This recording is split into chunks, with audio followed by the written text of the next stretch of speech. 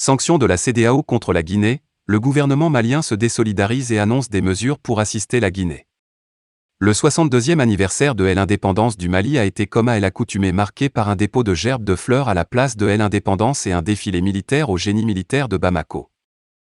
Dans un communiqué publié ce mercredi 28 septembre 2022, le gouvernement de la transition du Mali a pris connaissance du communiqué final du sommet extraordinaire de la conférence des chefs d'État et de gouvernement de la Communauté économique des États de l'Afrique de l'Ouest, tenu le 22 septembre 2022 à New York sur la situation au Mali et en Guinée.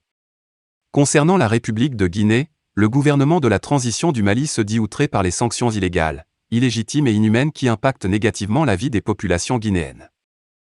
Compte tenu de la solidarité et de la fraternité entre le Mali et la Guinée, le gouvernement de la transition décide de 1. Se désolidariser de toutes les sanctions illégales, inhumaines et illégitimes prises à l'encontre de la République sœur de Guinée et ne leur réservera aucune suite. Adopter, si nécessaire, des mesures pour assister la République de Guinée, afin d'annihiler les conséquences de ces sanctions inutiles contre le peuple et les autorités de la Guinée.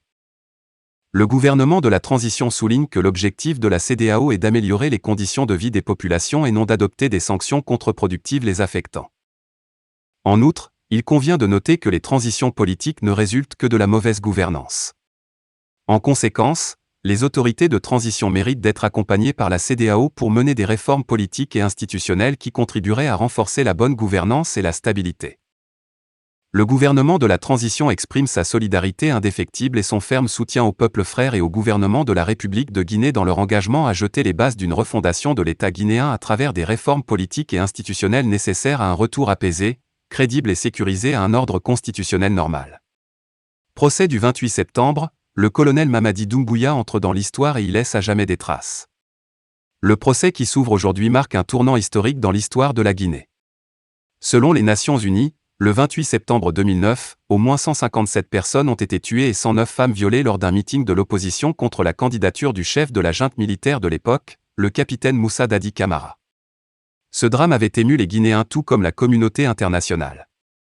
Depuis la date de cet événement malheureux, qui a endeuillé plusieurs familles et choqué le monde entier de par le nombre de morts et la cruauté dont étaient victimes les femmes, le procès 1000 fois réclamé par la Cour pénale internationale et les familles. Tout se passait comme si certains avaient un malin plaisir à retarder ou empêcher la tenue de ces moments de vérité qui auraient permis de connaître les circonstances qui ont prévalu à ce massacre, situer les responsabilités et permettre aux familles des victimes de faire leur deuil. Pendant les 12 ans d'instruction de ce dossier, rien n'a pratiquement été fait pour l'évolution de la procédure et des responsables dont 2 ministres de la Justice se sont rendus coupables de détournement de fonds alloués à la construction des infrastructures liées à la tenue du procès. Il faut le faire.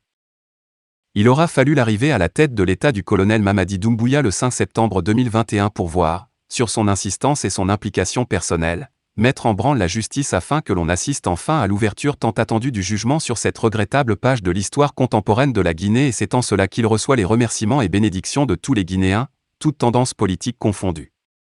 Car, en effet, pour une première, c'en est une. En réussissant à organiser ce procès de toutes les attentes, c'est la responsabilité souveraine de la Guinée qui est engagée car face aux tâtonnements constatés par le passé, c'est la CPI qui aurait finalement repris le dossier, le pays s'étant montré incapable d'assumer et s'assumer. En effet, il est de règle que face à l'incapacité d'un pays de gérer une situation de ce genre, la CPI prenne le dossier en main. Heureusement que sous les orientations rigoureuses et la volonté affichée du colonel Mamadi Doumbouya de faire de la justice la boussole des actions de tous, la Guinée assume sa souveraineté. Justement, l'implication du colonel Mamadi Doumbouya et les avancées de la justice guinéenne sont appréciées par la CPI. En effet, pour le procureur adjoint de la CPI, Mandié Niang en mission à Conakry, je suis satisfait des travaux réalisés par le gouvernement du colonel Mamadi Doumbouya pour l'organisation du procès des massacres du 28 septembre. J'ai visité le bâtiment où le procès doit se tenir, les matériels, l'indemnisation des victimes, la présence des accusés ainsi que l'engagement des autorités, tous ces points ont été discutés avec les cadres du ministère de la Justice. J'avoue que, ce département de la justice à sa tête Charles-Alphonse Wright fait du bon travail pour la tenue de ce procès.